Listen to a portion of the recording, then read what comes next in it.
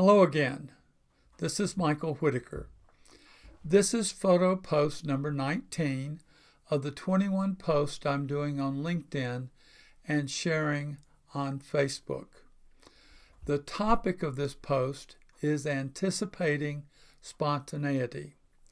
The photo I'm using for this post is married couple at Camagüey Market. It's from my project, A Certain Amount of Light, Faces of Cuba.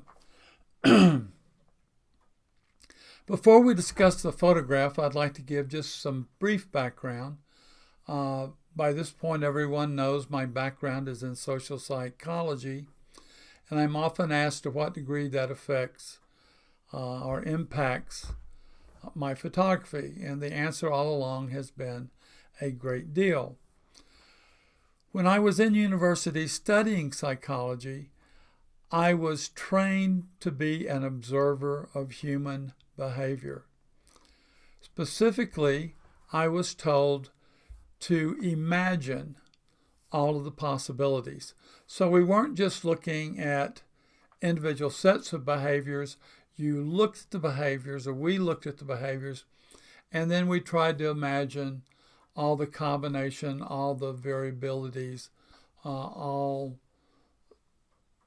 anything that could go together regarding that set of behaviors. So I studied behavior.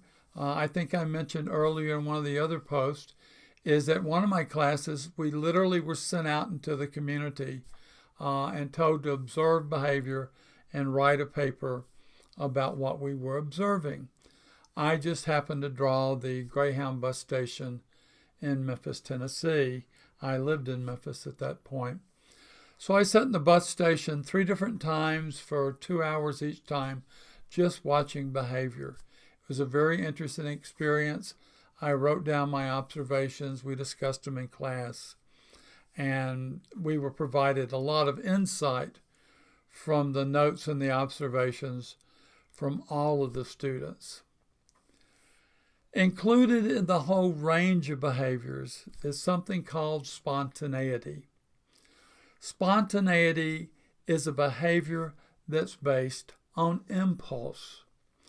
An impulse is just sort of an urgent action or something you decide to do on the spur of the moment that doesn't involve a lot of preliminary thoughts, does not involve premeditation. You just do it. When I worked with violent kids, I was often asked, what are these violent kids thinking when they commit their violent offenses? My response almost always was they weren't thinking anything. They were acting on impulse. They did what they wanted to do when they wanted to do it, and they didn't worry about who was impacted by their behavior. Impulse is not always a bad thing. Impulse is just something that happens on the spur of the moment without much thought being given to it. I like interacting with spontaneity. I deliberately and intentionally practice trying to anticipate spontaneity for the specific purpose that I do not want spontaneity to distract me from capturing images. So when I say anticipating spontaneity, I'm really just saying keep spontaneity enough in your mind, or in my mind, so that when spontaneity occurs, it doesn't distract me, it doesn't get me off track. I try not to have expectations for specific images. Sometimes that's difficult. But my interest is in discovering and capturing images as opposed to posing them.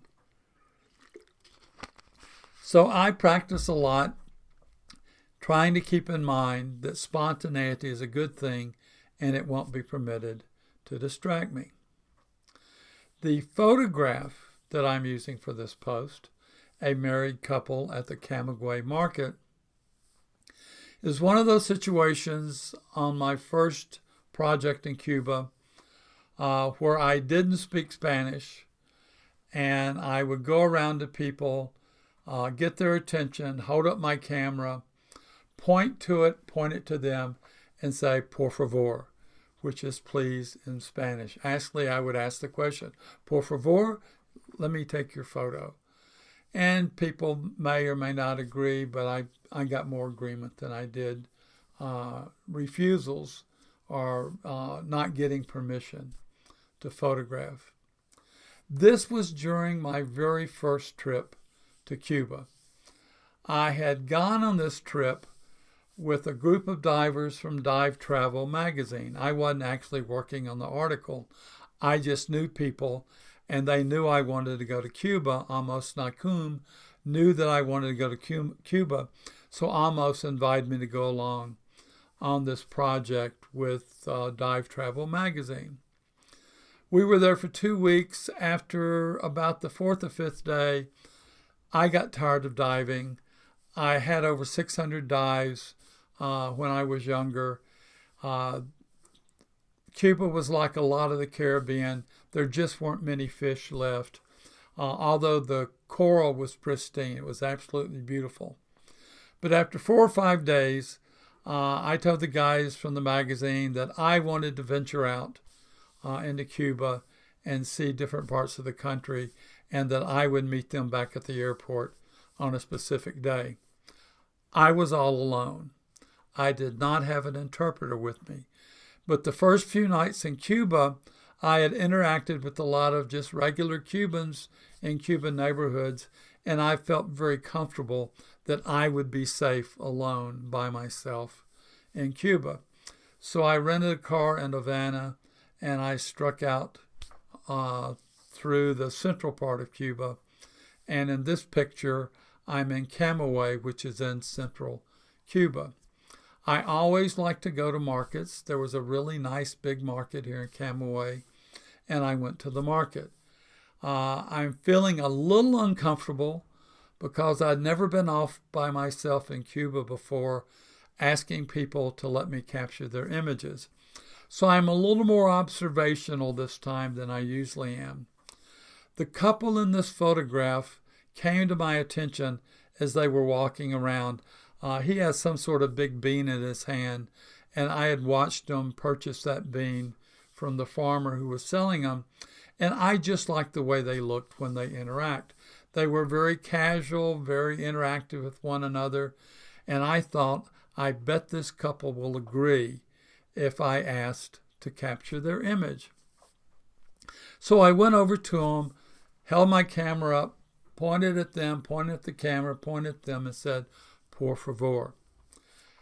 Without hesitation, they agreed to be photographed. With all of these pictures in this project, I never suggested any kind of pose. I just held up my camera, sort of indication, pose however you want to pose. And they immediately struck a more formalized kind of pose. They stood side by side. The husband put his arm around his wife, and they were standing there. By this time, I'm viewing the scene through my camera.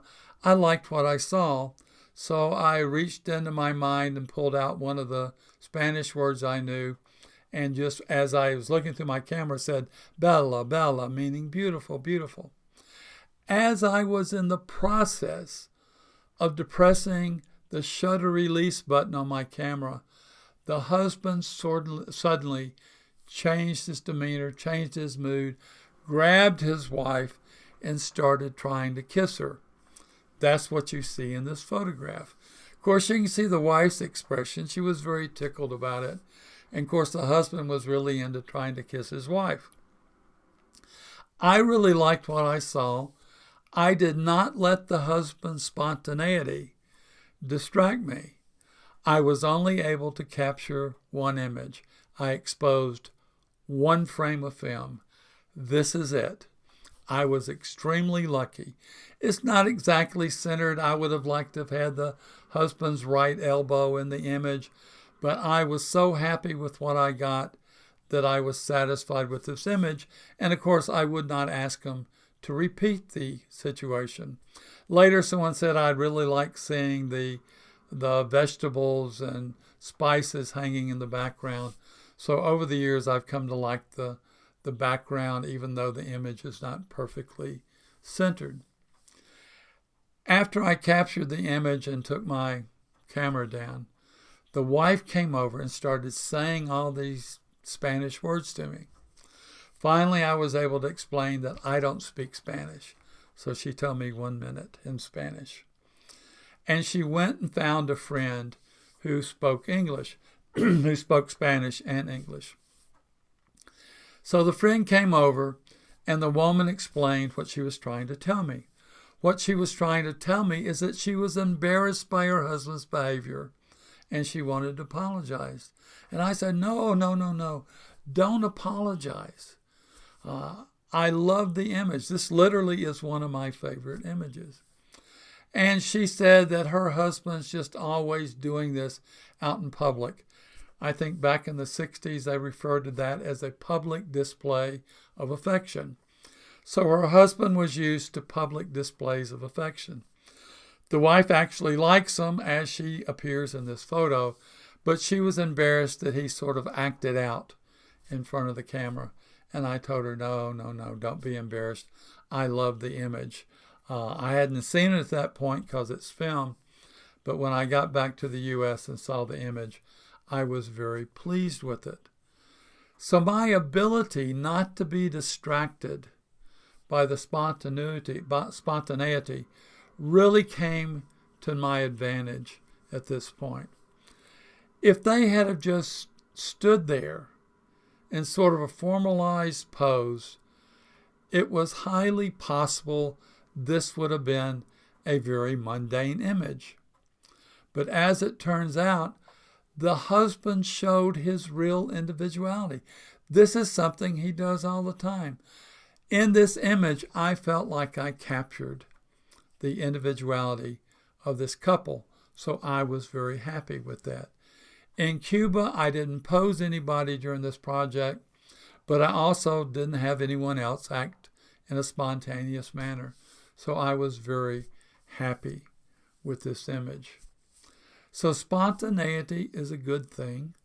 I prefer not to preconceive images that I do not pose.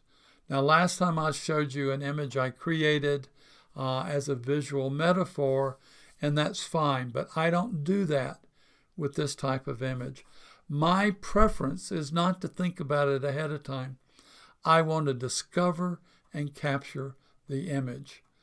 I see that as my best opportunity to capture and photograph individuality.